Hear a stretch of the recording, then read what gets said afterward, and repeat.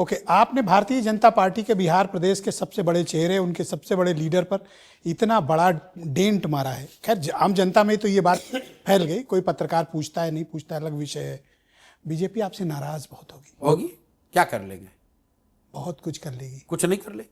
आपको ठीक कर देगी। हमको क्या ठीक करेंगे? देखिए ब्रजेश भाई, हम कोई सरकारी नौकरी करते नहीं है, कोई सरकारी पद पर है नहीं, ठेका हमारा चलता नहीं है, शराब बालू माफिया का हम काम करते नहीं हैं।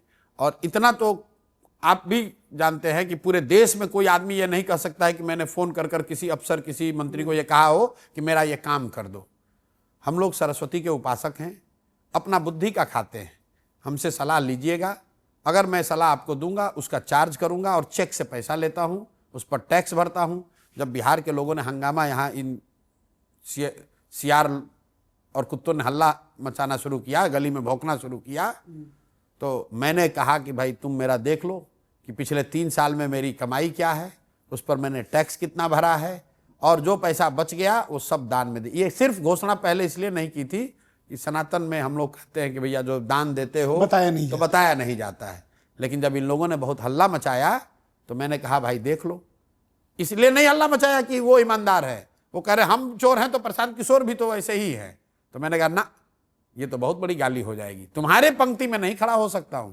प्रशांत किशोर असभ्य हो सकते हैं, प्रशांत किशोर बदतमीज हो सकते हैं, प्रशांत किशोर कमजोर हो सकते हैं, लेकिन प्रशांत किशोर चोर नहीं है। तुम चोर हो, तुम समाज को लूटे हो, हम समाज को कुछ दे रहे हैं।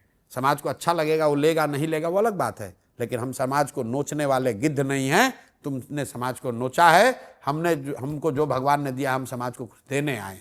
अच्छा, आप तो बीजेपी के साथ कुछ एक वक्त आपने गुजारा है, काम किया है, 3 साल। पलटवार जरूर करते हैं, करें, और आप पर एक पलटवार होगा। बिल्कुल कर ले। आप इस बात की आशंका है आपको? हम डरते किसी से नहीं है। नहीं, मैं डराने नहीं आया। नहीं, मैं डरता किसी से नहीं हूं। आप डराने नहीं आए हैं, लेकिन बीजेपी वाले भी इस बात को जानते हैं कि मैं डरता किसी से नहीं हूं, डरता किसी से नहीं हूं। अभी वो कह रहे हैं तो खुलेआम धमकी दे रहे हैं कि अभी इलेक्शन है इसलिए छोड़े हुए हैं, इलेक्शन के बाद बताएंगे इनको। क्या कर लेंगे वो? क्या कर लेंगे बताइए, क्या कर लेंगे? बिहार के 13 करोड़ जनता देख रही है, बिहार की जनता से ज्यादा ताकत इनकी थोड़ी ना है।